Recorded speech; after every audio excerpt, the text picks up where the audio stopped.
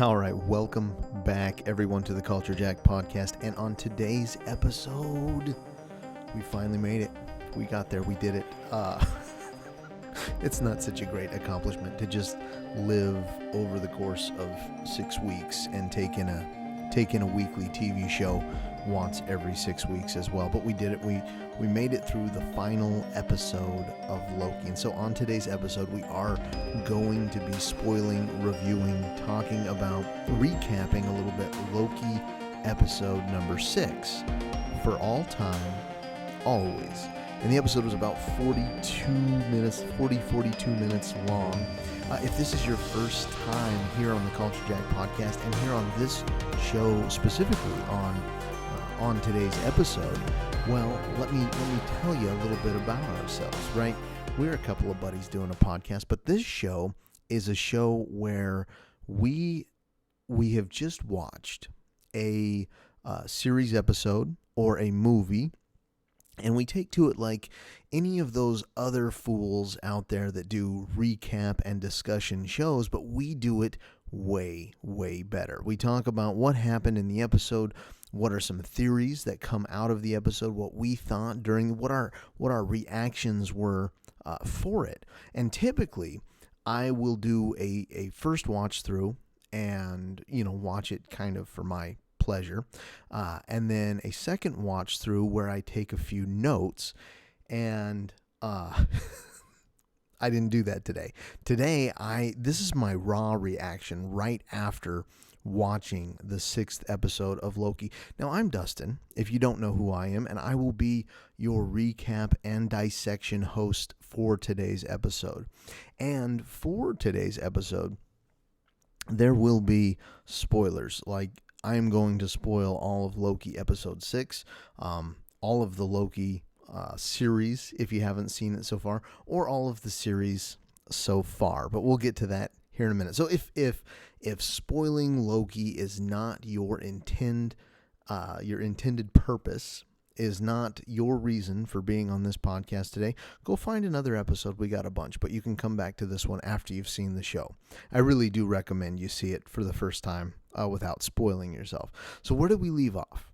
In episode number 5, Loki and Sylvie had just enchanted Eliath, and they'd opened up Eliath's smoke cloud to find, well, like the castle in the clouds. So a very, very good Studio Ghibli reference there for anyone that watched Castle in the Sky.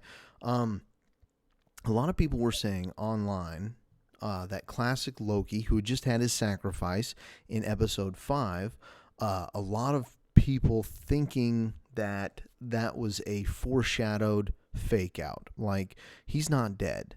He's still around and kicking. Foreshadowed, of course, by the story that he told our original recipe Loki, that he escaped Thanos by making a duplicate, by making an illusion so real that even the Mad Titan believed it, and he slipped out among the debris off to a planet of his own. So in this episode, we were like, are we going to get classic Loki, Richard E. Grant's Loki character alive again? Is he actually the one in charge of the TVA? And I saw this online too, and I just have to address it. This episode is very awesome, and I want to talk about it a lot. But a lot of people online, or there's at least a strong following of people that say, okay, well, if classic Loki from episode 5 said that he had tricked Thanos by making an illusion, then our theories were correct that Loki actually made an illusion and is still alive in our main universe. And guys, you've got to get that idea out of your head. Our Loki that we're seeing in this show is 2012 Loki. 2018 Loki, it's really gonna burn your britches, but he's dead, man. He died on that ship by the hands of Thanos. We saw at the TVA, that's where his records spun out. Yes, there were variants of Loki who made an escape through their deception and their trickery and their illusions, But it was not this Loki. And the only reason that the TVA didn't come get him right away was not because he had lived, because that is the story of original recipe Loki, but that is how that variant avoided making any other changes or dramatic changes in the timeline. So in the last episode, also a lot of banter online about who is behind the TVA. Is it Kang? Is it Doom? Is it King Loki? Because, people were saying that we still haven't seen that footage from the trailer with Loki with his arms spread wide in the more golden attire that he was in. Is it Ravonna Renslayer? A lot of people say, well, Marvel's got this nasty habit of showing you who the villain is in like the first minutes or the first couple episodes. And speaking of minutes, a lot of people think that it's Miss Minutes because of her deceptive nature and her trickery around Sylvie when Sylvie was negotiating with Renslayer. So hopefully, definitely, we're going to find out who is behind all of this in this episode. Also, how is Mobius planning to take down the TVA? Like, he went back. He's just one guy, so we'll have to see. And what role will B-15 play in all of that? And how is Kid Loki going to end up in the Young Avengers? It's also an important note because he is going to make a reappearance in that show. Most likely when we get the multiverse out of this episode and out of other Marvel shows that we're going to be seeing, we'll get our answer. We'll get our answer to that. This show had a lot of ground to cover. This episode had a lot of work to do, and it did it. It did it in spades. It felt so good. I've already seen it, obviously. We're going to recap it. We're going to go through it here in a moment, but it was a lot of talking, a lot of exposition, but it was a lot of things like if you were a Marvel fan, if you are a fan of the comics, or if you are a fan of just this universe in general, and you want this universe to be less grounded, you want it to be less Fox Studios X-Men, and you want it to be more comic book accurate, where it just gets crazy and maddening. This is it. This episode did it, and this has set up so much. All right, so at the beginning, there's the Marvel Splash that you normally get. But this time, when we got the Marvel Splash, we got a lot of like crosstalk. And there's, crosstalk with historical events. It's zooming in and out on the planets. There's a man talking about time. Neil Armstrong, Nelson Mandela, Vision, and then a bunch of other classic Marvel lines. You hear Steve Rogers and Tony Stark. You hear T'Challa and Wakanda Forever. And you're hearing all these things, and they're just kind of like blurring over one another. And then you see like these planets and these universes, and they all just kind of get stretched out, and eventually they get exposed as this huge, well, it's the sacred timeline zooming around a rock. And there's a castle on the rock, and this is the one that Loki and Sylvie saw when they parted the Alioth cloud, and they debate going in, and Loki's like, well, this isn't like you, you usually just kind of burst right in. And she was like, look, I was pruned before you even existed. I just need a minute to get my head straight. And then they walk in the castle, and fucking Miss Minutes shows up in the castle. She pops out of nowhere, and she says, welcome to the Citadel at the end of time. He's impressed. And they're like, who is it? And she's like, it is only he who remains.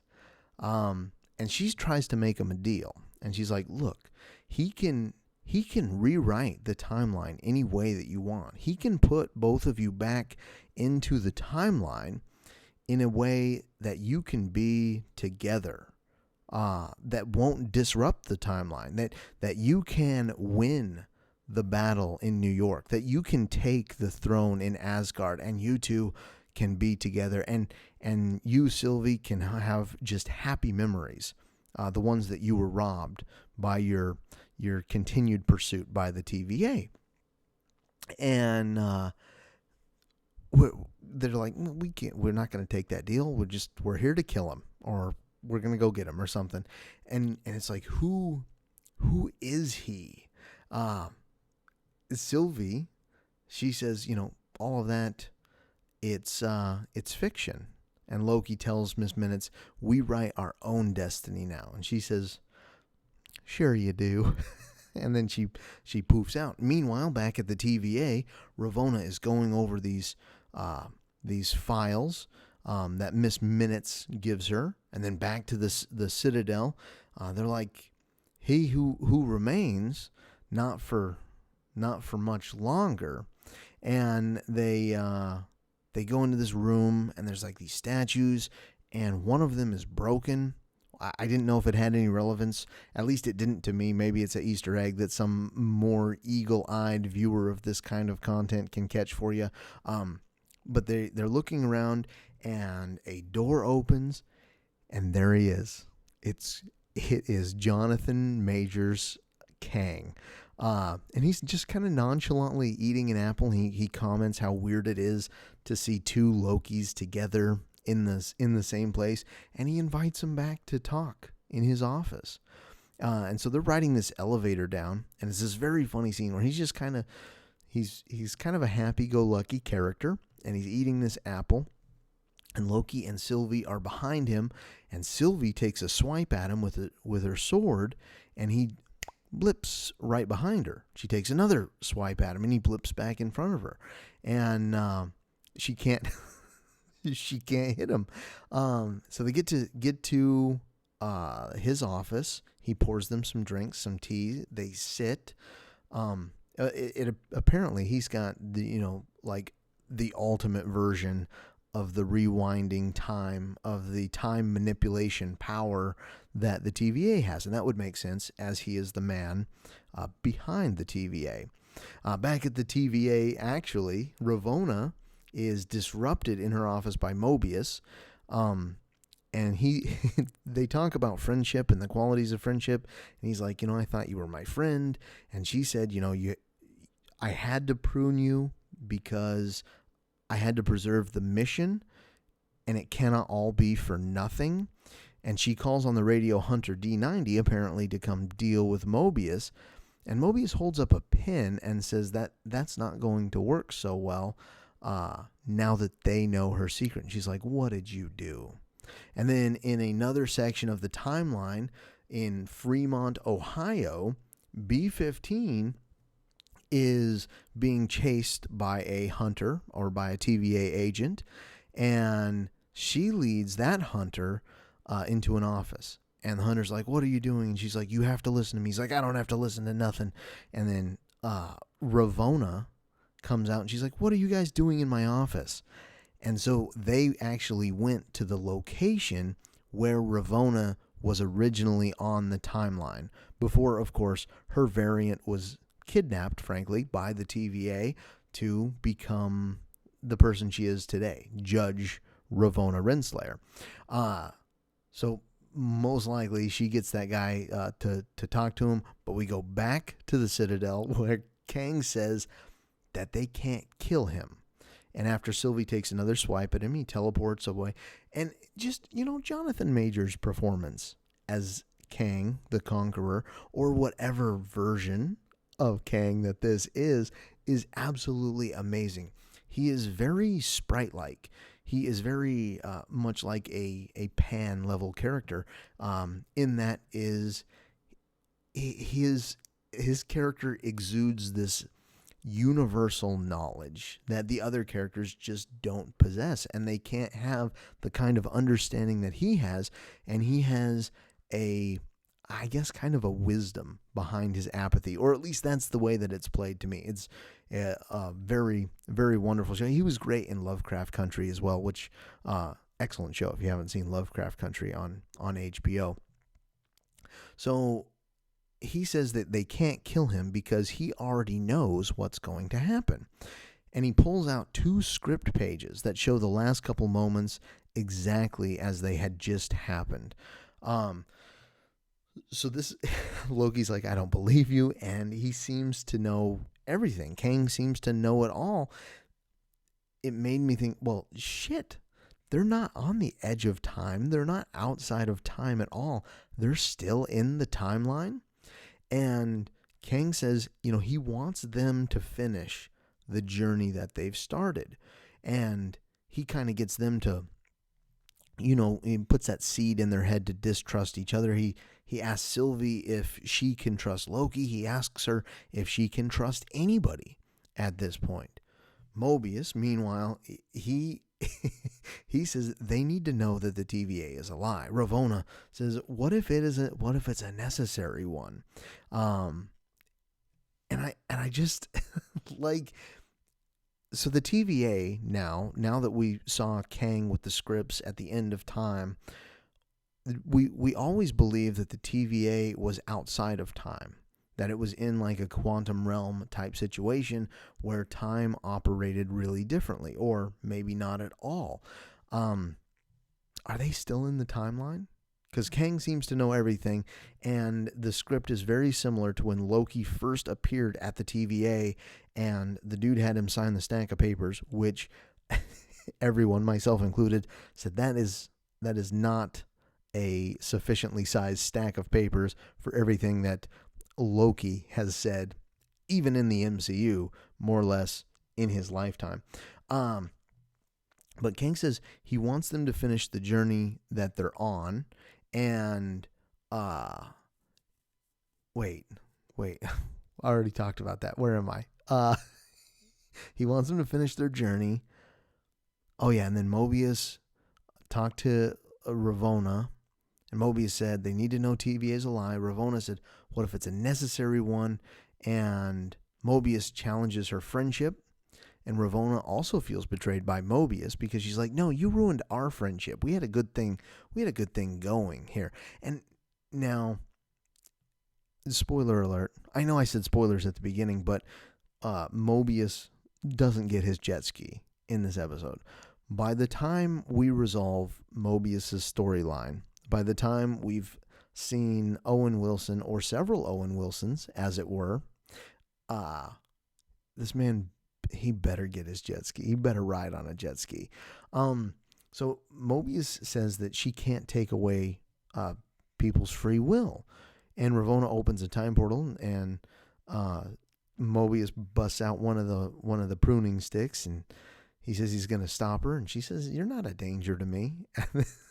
And then he attacks her, and she kicks him, knocks him on his ass, and he says, "Yeah, you were right. I'm not a danger to you." And Ravonna leaves, and he says, "Where are you going?" And she says, I'm going to search for free will," which is bizarre. So it's like has she met Kang? She hasn't met Kang before, because in the last episode, Miss Minutes and her were trying to figure out who this person was so she could go protect them from Sylvie, basically, who's looking to take down the TVA. Kang, meanwhile, says, without the TVA, without me, everything burns. He says this to Loki and Sylvie. And Loki says, then what are you so afraid of? And Kang replies, me. And Sylvie asks him, and just who are you? And I'm waiting. I'm on the edge of my seat. I'm like, say Kang, say Kang, say Kang the Conqueror, say the destroyer of time, say the conqueror of timelines and worlds, say Immortus, say anything. Give me some comic book. And he says, I've been called a conqueror, I've been called a destroyer, but he doesn't say it. He never says Kang, and it just drives me mad. But he discusses that in the 31st century, a brilliant mind, himself, or a variant of himself, discovered that there were other universes stacked on top of his own, a multiverse, as it were. And he said at first it was pretty great because his variants and himself traveled to other universes and met with themselves and shared the great discoveries of their universe and helped each other out and helped build, utopias, basically. But he said there were some variants of himself that were not so pleasant. and that they began to fight. And then all of them fought, actually causing the multiversal war that they never explained where it came from in the TVA.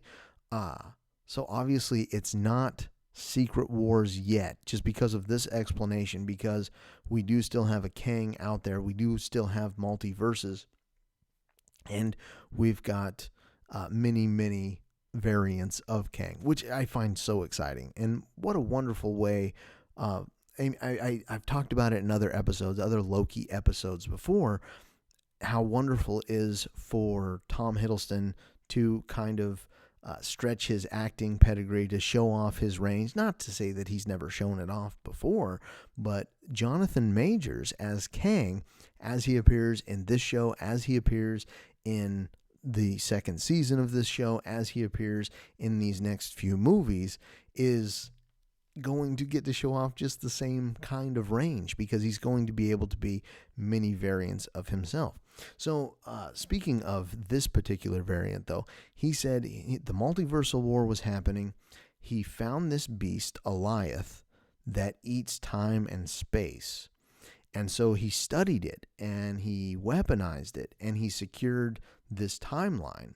And he says to Sylvie and Loki, says, you came to kill the devil, but I keep you safe.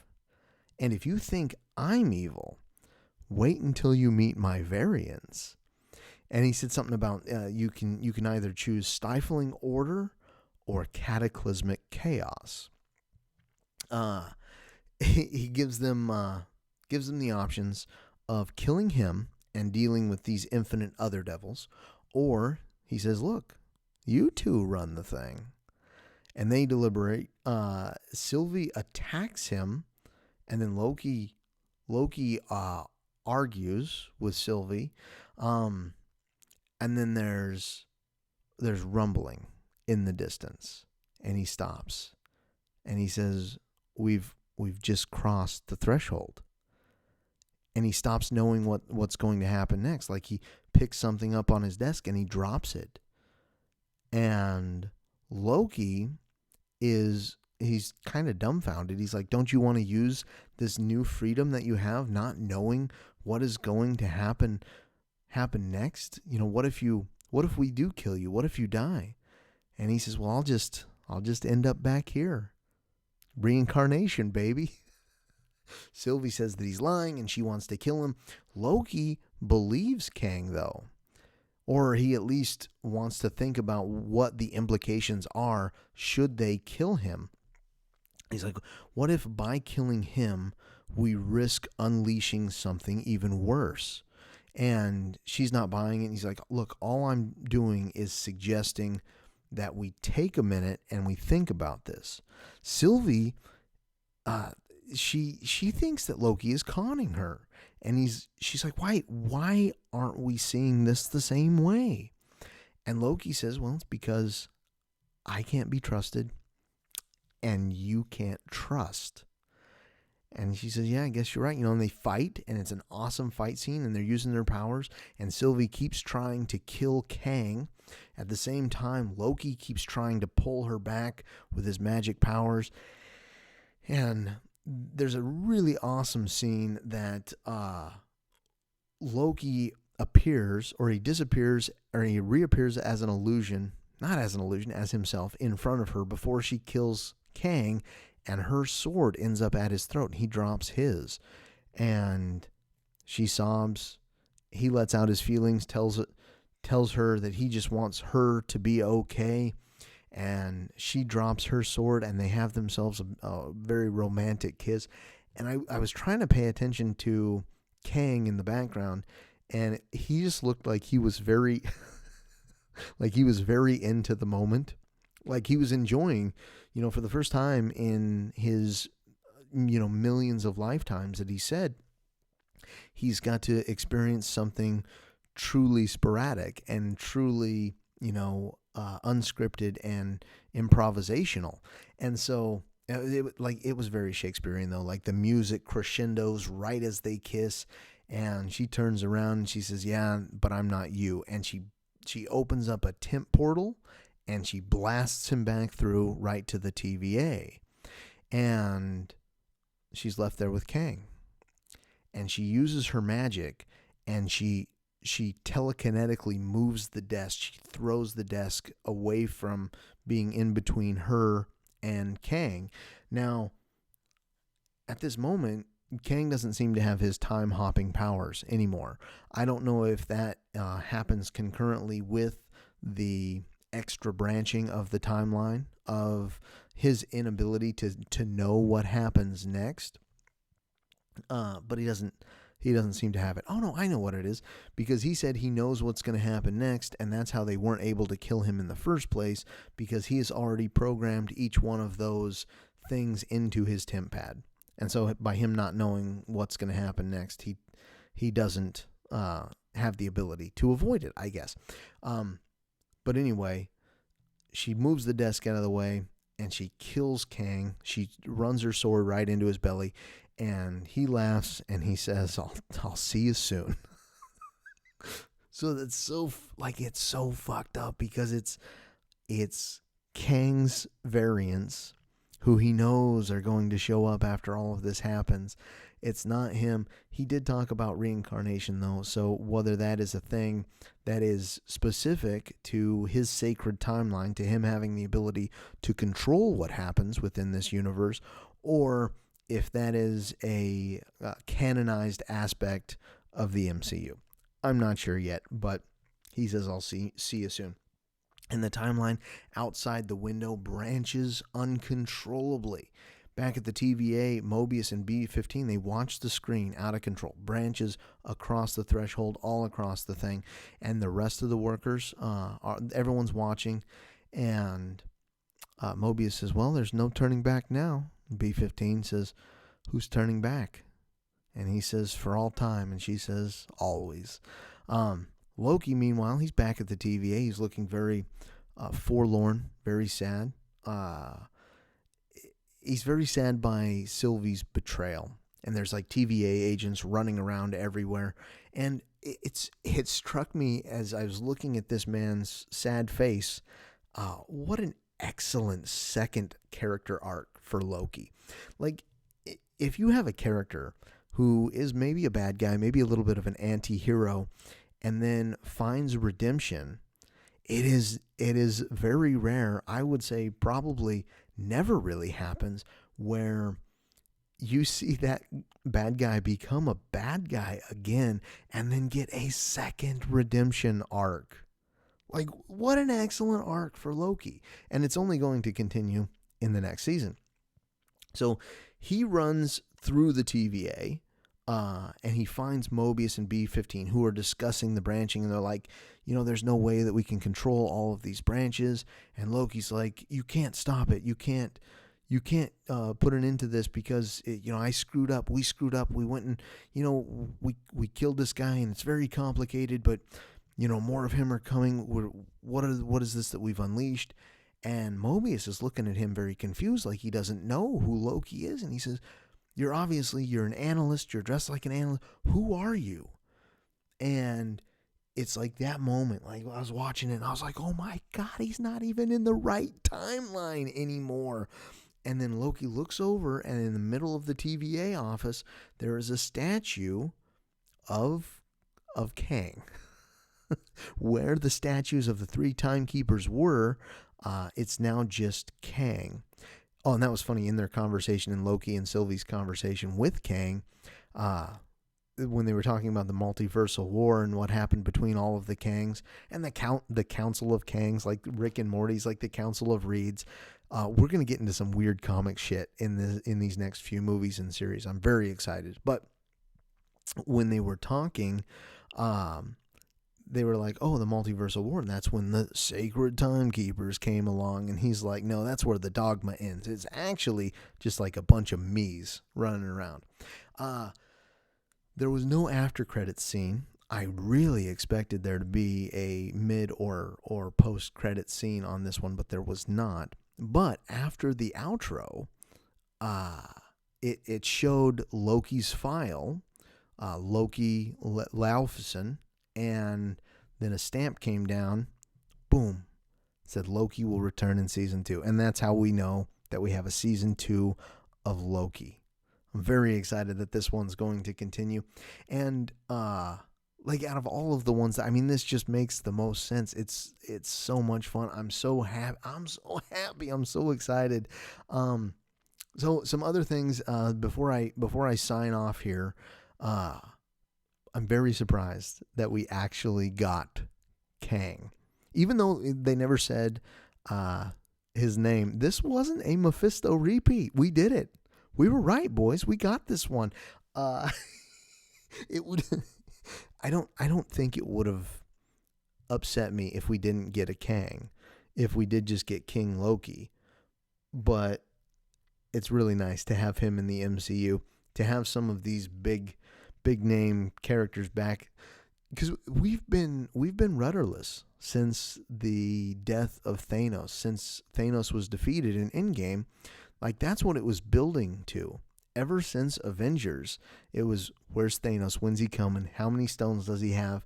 But we don't have that anymore. We don't have that looming threat. And so finally, after a year-long drought of MCU, and now we have this abundance of MCU content to include this recently finished Loki. We just got Black Widow this last weekend. Now we have this overarching threat that's back as well. They never called him Kang. He never named himself as Immortus or Ramatut. But that's who it is. That's who it was. And he says more of him are coming.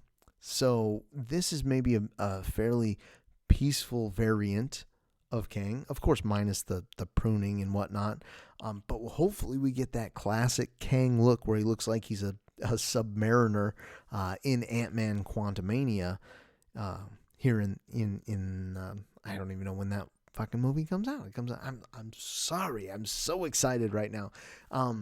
Ant-Man movies, by the way, in the MCU, low-key set up the entire MCU. Like how he got stuck in the quantum realm before Endgame, how Kang is supposed to play a major part in Ant-Man Quantumania as well. I just think Ant-Man is maybe underappreciated in the MCU. And it wasn't Doctor Doom. It wasn't King Loki. The thing about it is, was this an old Marvel switcheroo? Was that scene with the gold-crested King Loki with his arms extended on his throne, was that a bait and switch? Or was that a scene from Loki Season 2? I mean, I guess we'll have to wait and find out, but how clever. How clever are you, Loki showrunners? Loki's in a different timeline now. That's so interesting. How's he going to get back? Is Sylvie back in the original timeline, or is where she is at now truly a place out of time, completely removed from the impending multiversal war? You know, we're getting a second season, and is the first confirmation of a season 2 for a Disney Plus Marvel show, which, I mean, it makes sense that WandaVision, that story was wrapped up nicely. Yes, it did give us some threads to work off of, but there's not going to be a situation where Wanda Maximoff kidnaps a town again and has to work through her grief by way of her exploring her magic powers. They did set us up nicely with White Vision and with her becoming the legit de facto Scarlet Witch, and with the disappearance of, what are the kids' names? Speed and Wiccan. So there's obviously plot threads to come out, but there's not a real logical place for a season 2. Falcon and the Winter Soldier was an excellent show, but there at the end, you know, Falcon had become Captain America. He's ready to move on. He's not going to be Falcon and the Winter Soldier again. I mean, I guess, you know, him and Bucky were hanging out at the end, so they could theoretically do a season 2.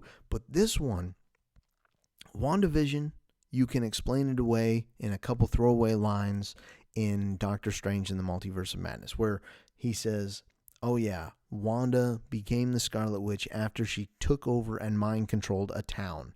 And that is a small bit of exposition that gets us from Avengers Endgame to Doctor Strange and the Multiverse of Madness.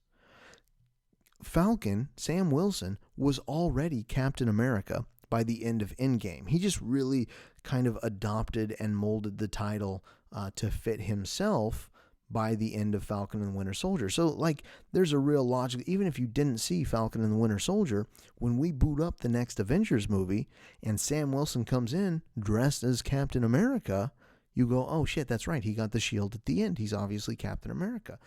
This one, though, there is just, like, it's too much. I cannot imagine, and I guess we'll have to see these next couple of movies, but I cannot imagine you going into and continuing your journey as a card-carrying member of the MCU fandom, one that enjoys the canonized lore of these shows and movies, without having seen Loki Season 1. Where did Ravonna go? Was that part of the script? Did she teleport away after things had already gone wonky and Kang couldn't read the timeline anymore? I put a note here to say, man, what are your overall thoughts on Loki, Dustin? And frankly, I think you know where I stand. Out of the Disney Plus shows, this one was by far the best one because it had the most attachment to the rest of the MCU proper. WandaVision, it had some good setups, some good threads that it made, but this one felt like it is actual required watching for fans of the of this serialized motion picture television series that we're watching. Right, I cannot wait to see more of this and more of this stuff. And we've got a few movies. We've got Doctor Strange 2 coming up. That's coming in March 25th of 2022. So next year, early next year. Then we've got Spider-Man No Way Home, which is coming this year in December 27th. And before all of that, we've got Marvel's What If on August 11th. Now, I just thought What If was a cool idea for a show where you just get to kind of play around with the ideas of these characters.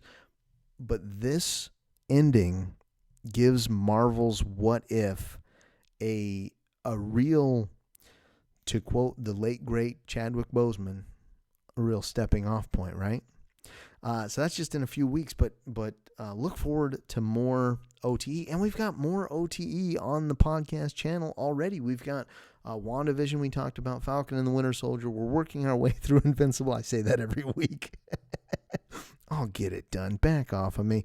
Upcoming on today's episode, we've got Black Widow, What If, Hawkeye, Miss Marvel, Armor Wars, She-Hulk, Moon Knight is coming, and of course, Loki Season 2. And if there's anything on that list that I don't want to say don't want on that list, because I'm going to do all of it. I'm very interested in it. Well, between Anthony and myself, we're going to do all of it. But if there's anything that we left out on that list that you'd like to see an OTE on, whether it's Castlevania, The Boys, Utopia, Chainsaw Man, what have you, get a hold of us. And it's easy to do. It's easy to get a hold of us. You can contact us on Facebook or on Twitter at CultureJacked. You can send us an email at culture.collective.x2@gmail.com. It helps us to know what kind of shows you like on the Culture Jack podcast by leaving a review. What was your entry point into Culture Jack? Was it this episode? Was it this show? Was it the Friday show, perhaps? Was it the Culture Jack News Desk on Thursdays with Archimedes Abigail? Was it the Weekend Wire, where Anthony takes a deep dive into movies and television shows? Or was it Monday Madness, where he talks about the weirder aspects of his brain? Where did you meet us for the first time? I'm really curious to know.